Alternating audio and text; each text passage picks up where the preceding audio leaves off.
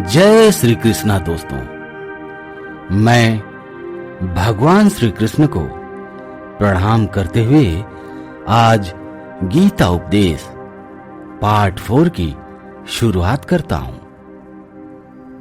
कृष्णा कहते हैं कि हे पार्थ, धर्म के लिए भावना की नहीं बल्कि अपने कर्तव्य के ज्ञान की आवश्यकता है। इस बात की आवश्यकता होती है कि मनुष्य समझ ले कि उस परिस्थिति में उसका कर्तव्य क्या है। भावना तो कई बार कर्तव्य के रास्ते में आती है, मनुष्य को कमजोर कर देती है।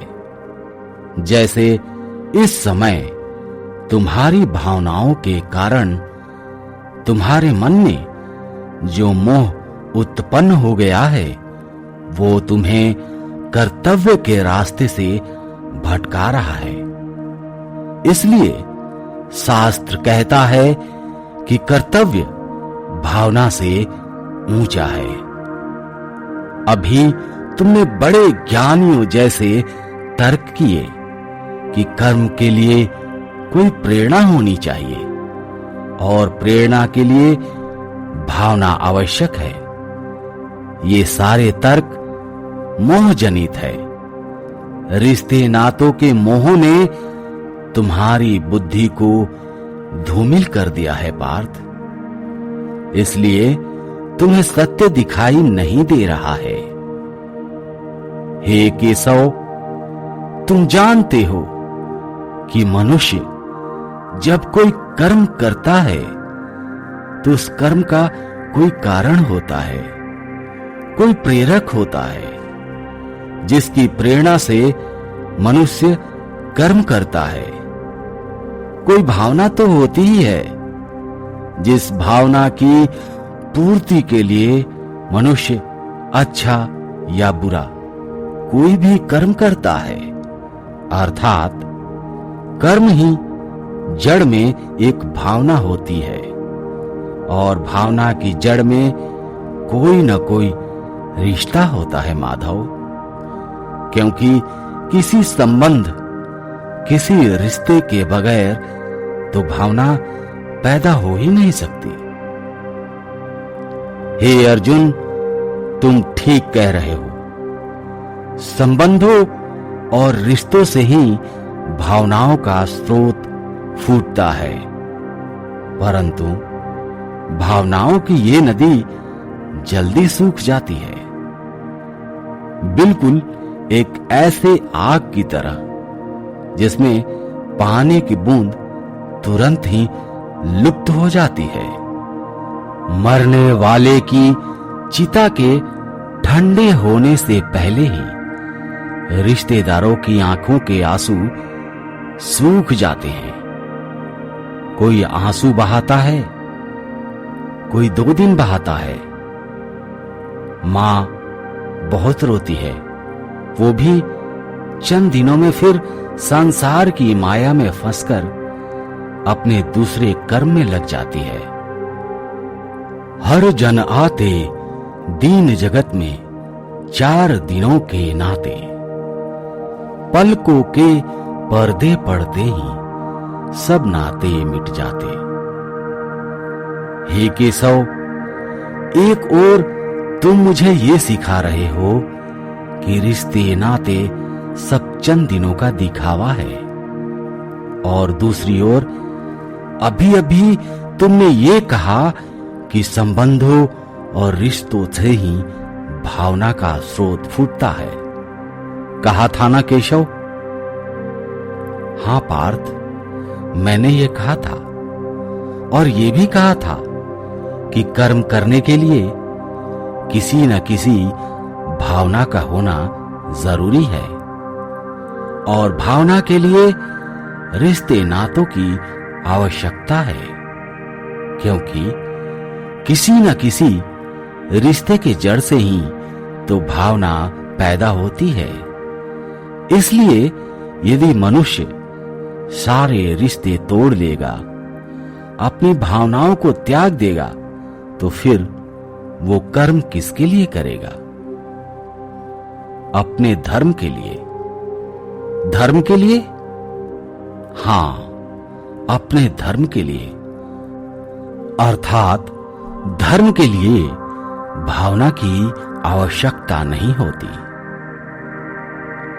धर्म के लिए ज्ञान की आवश्यकता होती है। इसकी आवश्यकता होती है कि मनुष्य समझ ले कि उस परिस्थिति में उसका कर्तव्य क्या है। भावना तो कई बार कर्तव्य के रास्ते में आती है, मनुष्य को कमजोर कर देती है।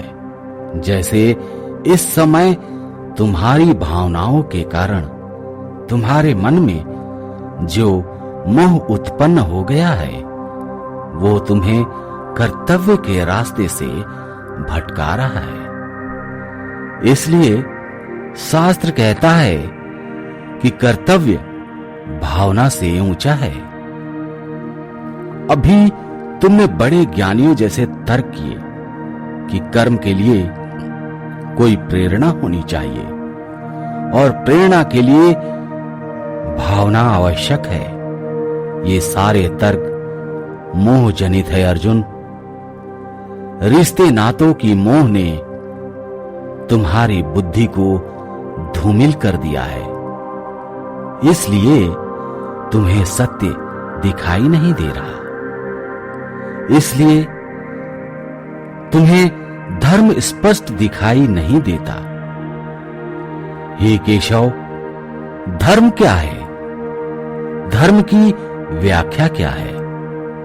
इस बात का निर्णय कौन करता है? हे मधुसूदन, वो कौन है जो धर्म का विधान बनाते हैं?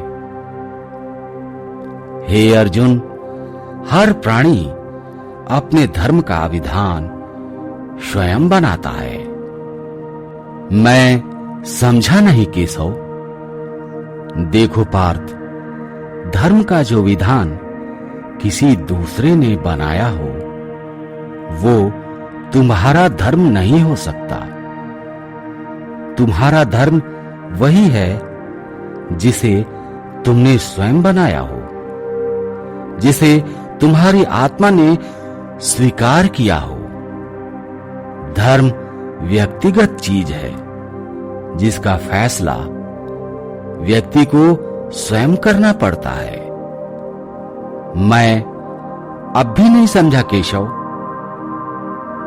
देखो पार्थ, मैं एक उदाहरण देकर समझाने की कोशिश करता हूं। किसी के गांव पर डाकू हमला करके गांव की लड़कियों का अपहरण कर रहे हैं। उसी समय किसी का पिता मृत्यु शैया पर पड़ा जीवन की अंतिम सांस ले रहा है और पुत्र से बार बार पानी का एक एक घूंट मांग रहा है। उस समय उस व्यक्ति का क्या धर्म है? वो मरते हुए पिता के कंठ में अंतिम समय गंगा जल की बूंद बूंद टपकाता हुआ अपने पुत्र धर्म का पालन करे, या उसके गांव की लड़कियों पर जो संकट आया है उनकी रक्षा के लिए तलवार उठाकर उन डाकुओं का मुकाबला करे और आवश्यक हो तो जान भी देकर अपने गांव की इज्जत बचाए? इसका निर्णय कोई दूसरा कैसे कर सकता है? इसको धर्म का दोहरा या धर्म संकट भी कह सकते हैं। ऐसी परिस्थिति में वो व्यक्ति क्या करे? उसका फैसला कोई बाहर वाला नहीं कर सकता। ये निर्णय उसी को लेना होता है कि उस समय उसका प्रथम धर्म क्या है। उस समय उसकी आत्मा जो आवाज दे वही उसका धर्म है। इसलिए हे अर्जुन, हर प्राणी का धर्म व्यक्तिगत होता है।